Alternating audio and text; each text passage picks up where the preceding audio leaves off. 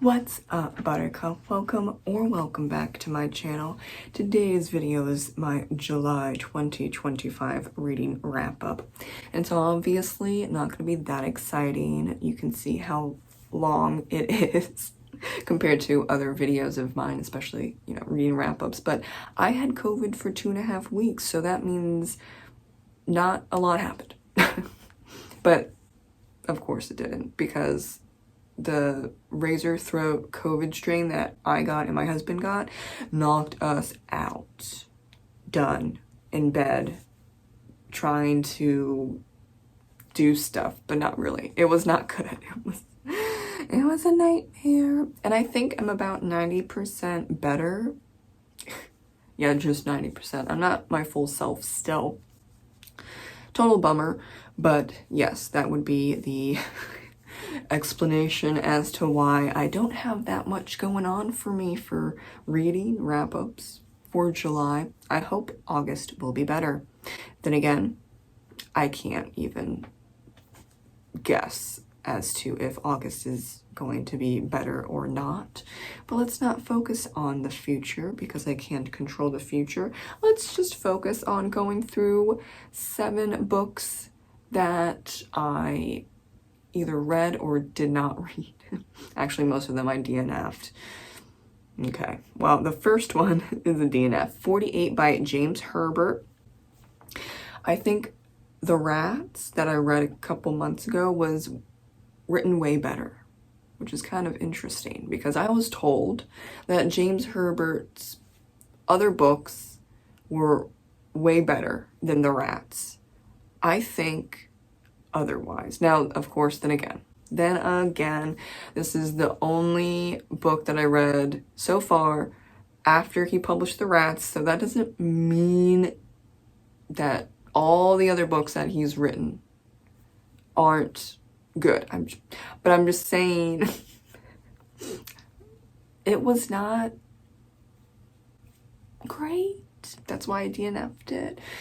Didn't even get 100 pages in. Really, this is about like an alternative universe where Hitler knew that he was going to lose, and so he let a virus, let's go with the virus, go out into the world, and it killed a bunch of people. And so the main character is one of the few that survived, and then there's still a bunch of people, not a bunch, but there's still people trying to survive, and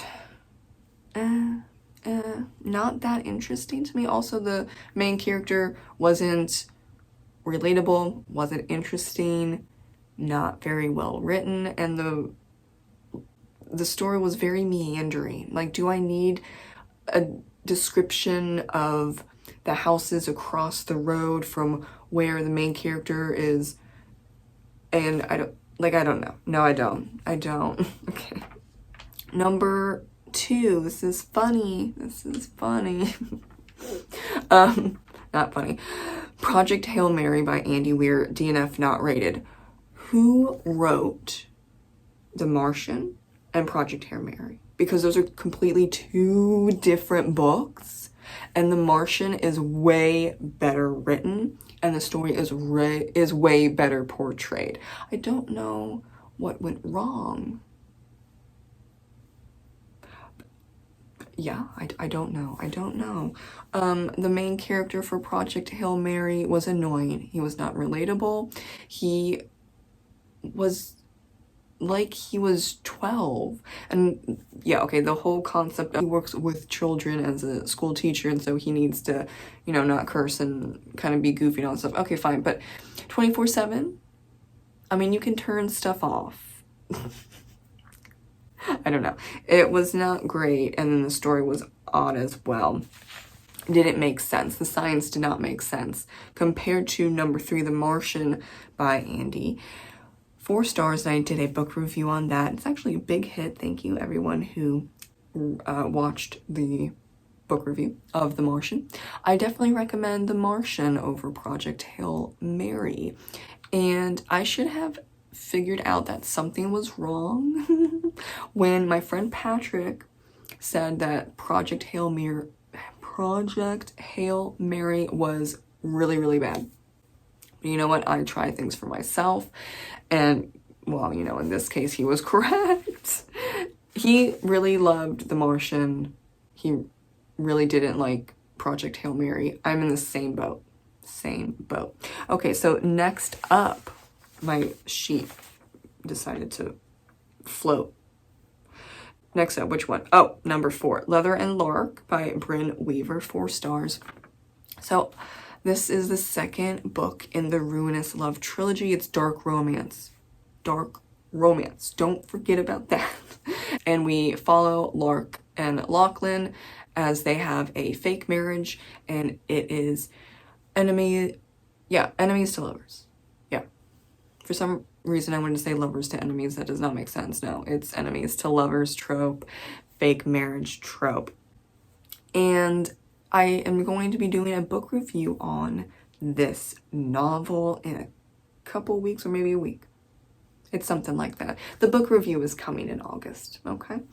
Number 5, Urban Gothic by Brian King. Why am I tripping on my words so much today? Okay, I don't know. But anyway, 1 star. One of the worst books I've read. It aged like milk. Nope. Nope. Not for me. I don't recommend it. Number 6, Arclight by Eric L. Harry, DNF not rated. Just didn't think it was interesting. This is military war fiction assigned to me by my husband. He loves military fiction because he was a military brat, and then for many, many, many years he was in the military. So, yes, okay, we get the vibe. But he was saying, oh, but I know it's military fiction, but the stories of people dealing with Russia and China going nuclear on one another is really interesting. No. I got about 100-ish pages in, and it's a 530-page book with small print. No, we're gonna move on. He tried his best, but most of those books, no. Well, and then number 7, In Cold Blood by Truman Capote. Not rated, but I read it, and I'm going to do a book review on it. But I'm going to do some research on the whole murder and the trial, and I want to get things really accurate for In Cold Blood. That was another book that my husband assigned to me, though I was already interested in it. And yeah, I didn't rate it because of the content. I rarely rate nonfiction anyway, but yeah, I was not comfortable rating a book about a slaughtered family and the whole trial and stuff. But Perry and Richard, the 2 murderers of the Clutter family, they deserve the death penalty. No ifs, ands, or buts. You executed 4 people in the dead of night, and you got like $50 out of it. Bye. Bye. You deserved it, but bye. Okay.